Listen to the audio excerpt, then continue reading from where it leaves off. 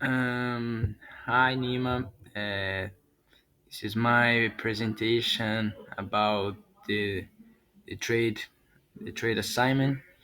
I will do about OPEC. My name is João Degang, and it's the U3L2, and it's basically that. Here is my table of content with all I will discuss in this video, and let's start.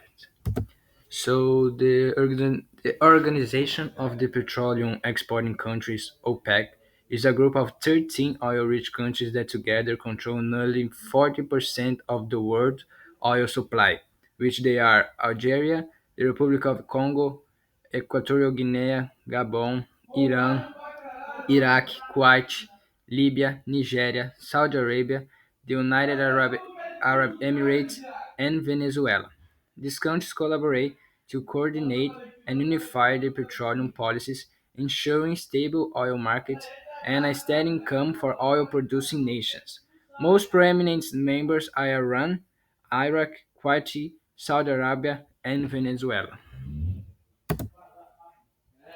A brief overview of the historical development of the OPEC.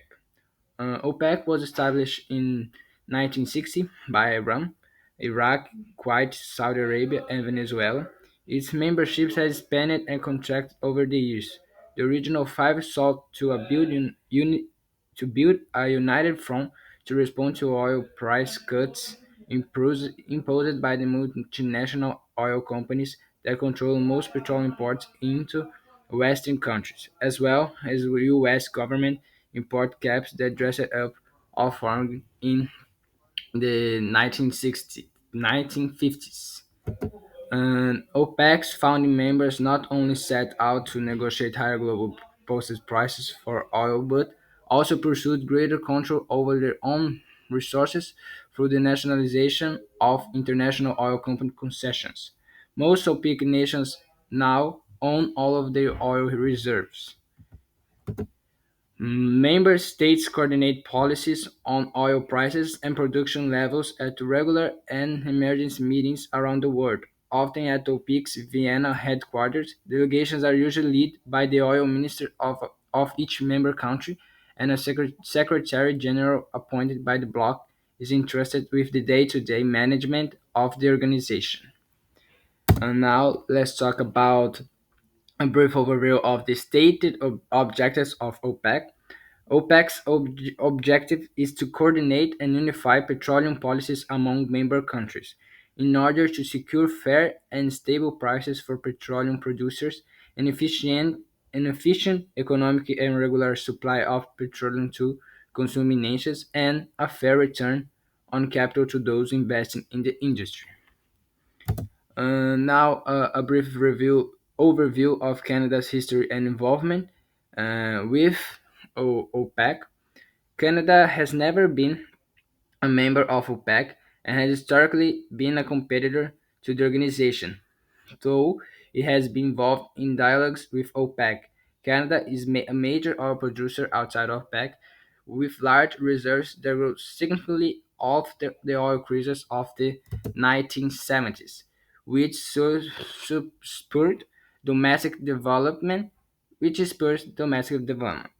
The OPEC oil snocks, particularly in 1973, made it more feasible for Canada to develop its vast oil sands reserves, further solidifying its position as a major global supplier. And what do you believe are the strengths, benefits, advantages, pros, etc. of OPEC? This should include the various stakeholders involved. So, the strengths, benefits, advantages, and pros of OPEC is greater cooperation between major oil producing countries, less potential for conflict among member states, stabilization of the oil market by controlling output. Oil importers can count on a stable supply and provides markets with useful insights. Now talking about in a positive way about the stakeholders of OPEC. The main stakeholders of OPEC are itself the 13 member countries: Algeria, Angola, Congo, Equatorial Guinea, Gabon, Iran, Iraq, Kuwait, Libya, Niger, Saudi Arabia, Venezuela, and the United Arab Emirates, who work together to coordinate oil policies and influence the global market. Additionally, other entities with a stake in OPEC's actions includes the OPEC Plus Alliance, which includes countries like Russia, Mexico, and Kazakhstan consumers, as OPEC's actions impact oil prices and supply and the global energy market as a whole. Now, talking about what you believe, now what I believe are the weakness, drawback, disadvantage, cons, etc. of OPEC. This should include the various stakeholders involved too. So the weakness, drawback, advantage, and cons is that not all members may decide to stick to what has been agreed.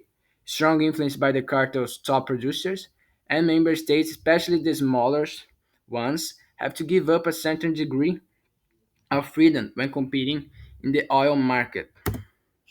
Now, about like the stakeholders, let me say in a negative way, we can see like negative stakeholders of OPEC includes oil consuming countries that face higher prices, smaller OPEC member nations who have to give up some market control, the global economy which can be negatively affected by price volatility, natures that are heavily reliant on exports but not in OPEC, which can suffer from reduced demand or market shifts.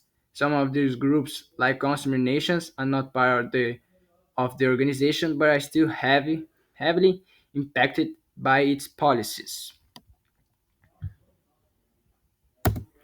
Now, based on your research above, do you believe that OPEC promotes economic progress and that this outweighs its drawback? Explain why. So for me, I believe that OPEC partially promotes economic progress, but the drawbacks can sometimes outweigh the benefits. Let me start with the economic products that OPEC helps establish oil prices, which supports steady income for producing countries.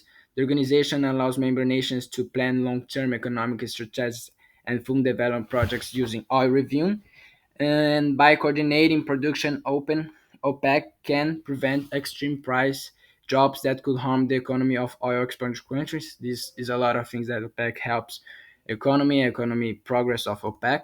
And some drawbacks is that OPEC's control over supply can lead to higher global oil prices, which negatively affects consumers and importing countries. Price manipulation and market volatility can slow global economic growth and increase inflation. And heavy reliance on oil exports can limit economic diversification among member nations. Thank you for listening to me. This is my presentation video. This is my work. This was these were the sources that I used to do my work, and this is all. Thank you.